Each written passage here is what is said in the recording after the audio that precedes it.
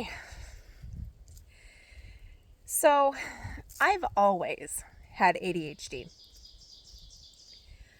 but I didn't always know it. Growing up and through most of my adulthood, I struggled with a lot of the common symptoms and presentations of ADHD in women, but it wasn't really well known. Back then, they only studied young boys and hyperactivity and the things kind of associated with that we know about today with young boys. But there was never a whole lot of research or studies done on how it presented in girls. I was never hyperactive. I was actually somewhat reclusive.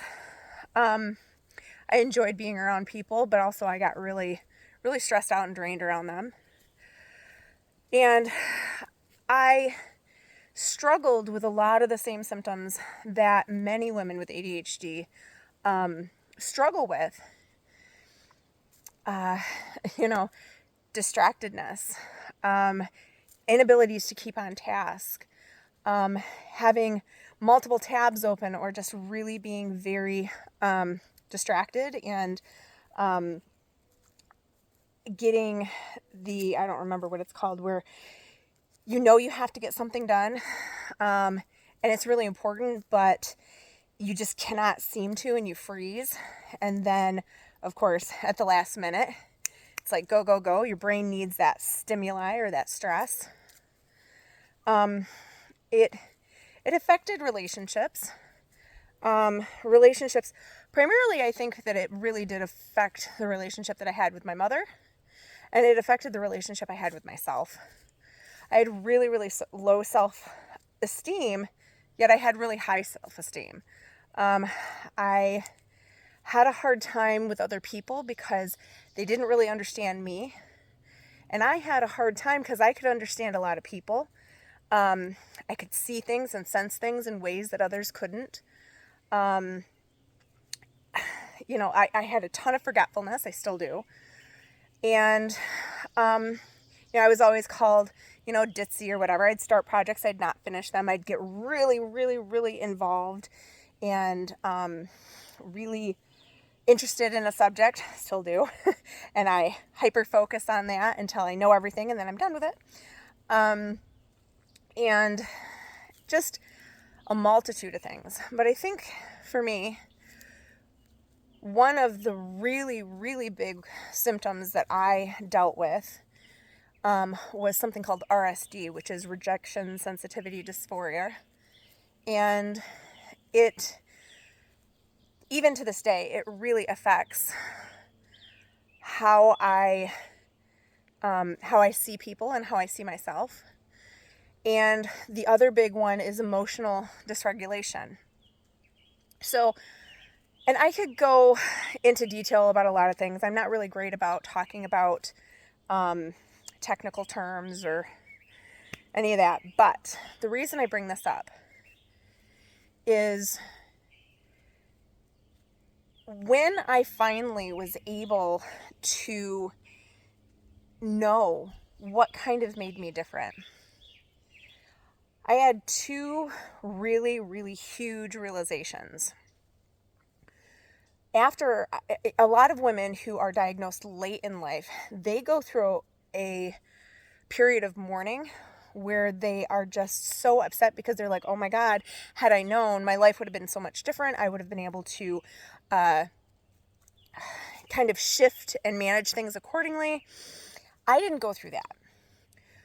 The two big things that I went through were, once I found out, I was super excited to find this out because in my brain, I went, oh my God, I'm not crazy. Oh my God, I have been dealing with this my whole life. Oh my God, I've been managing this pretty well without medication my whole life.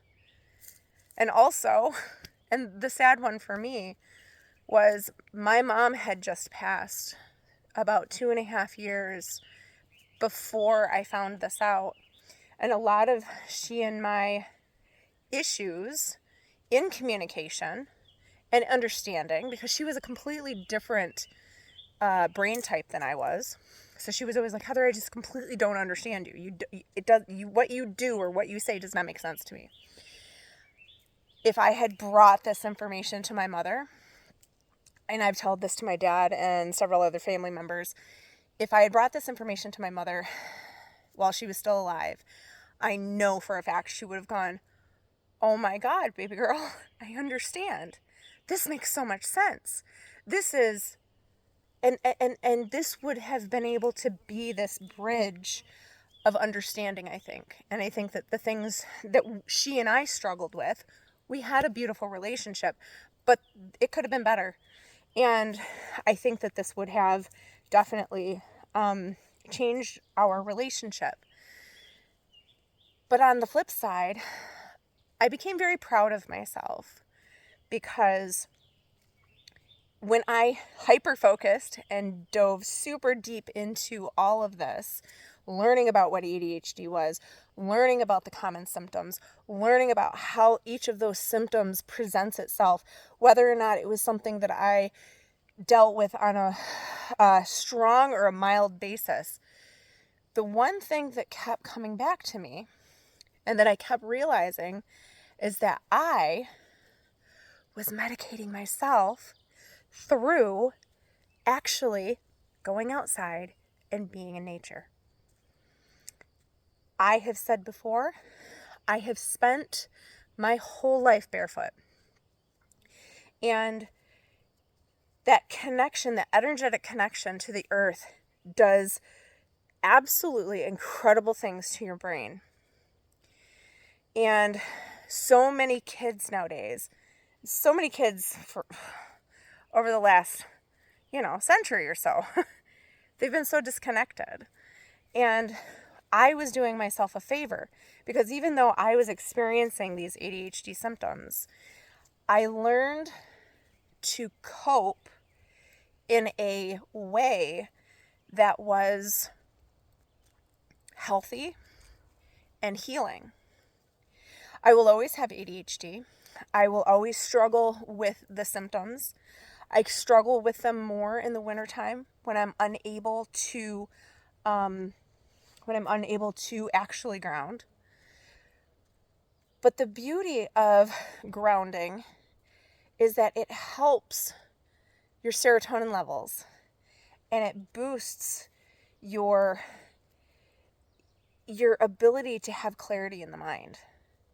It's not perfect, but what it has done for me, and I can see now what it has done for me, because I always was like, God, I always feel so much better when I've been outside in the forest, walking barefoot, hiking, whatever. What I was doing is I was helping my brain, and I didn't even realize it. And that shift in realizing and knowing about what ADHD was, what it was that I was dealing with, and its correlation to how grounding and how nature immersion really is its own medicine, then got me into delving deeper into what grounding was, how it affects the body, how it affects the brain, how it affects people who have ADHD. And I felt really proud of myself for intuitively doing this. And I have always and continue to utilize nature and utilize grounding for my medication. I do not take a ADHD medication. I do not frequent a therapist, because my therapy is talking to trees or talking out loud in a safe space where I can't be judged. And I always pretend that the trees are passing the information along and listening to me. And that's just what therapists do, right? You're presented with a question, and then you talk it through, and we're able to find our own answers. We're able to make our own healing and solve our own problems for the most part. So I would come out, I would talk to the trees. A lot of times nowadays, I'll talk to the trees or I'll talk to my mom. And I get it out of my body so it doesn't fester. And I breathe in fresh air. I ground feet to soil. And I thrive. I didn't know for the longest time that grounding was so intermingled with what I was doing intuitively. But now that I do, now that I understand how imperative it was, I thought it was just like, oh, I love being out in the woods. Oh, I like being barefoot. I don't like socks. That's another thing. ADHD people don't like socks. I don't like footwear. But I didn't know that. I just didn't like it. This is my medicine. And this has been medicine ever since the dawn of time. This has been medicine for countless other humans, and we've just become so detached from it. And so it's my hope that I can bring practices and ideas and ways to teach you or teach others how to ground, how to be connected, how to self-heal or self-manage without the need of medications or as many. Obviously, I am not a doctor, so you and your doctor have to decide what's best for you, but you can do your own experiments. You can feel how different you are after 30 minutes of grounding a day on a regular basis. What does it do to whatever symptoms you have? I know that my inflammation is always so much less. But I digress.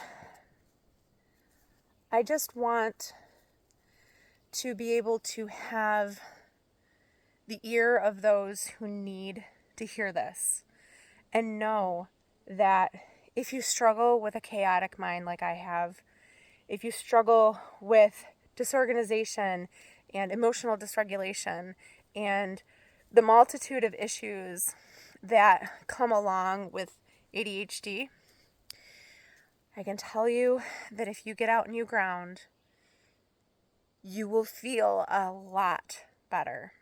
And it's not just because you're in nature, but it's because there's something actually physiologically happening.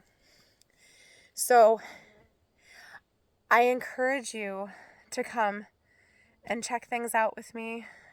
Follow me into the forest and learn and discover how to be able to self-heal and use the earth's energetic therapy to do so. Thank you for listening. I hope you have a beautiful day.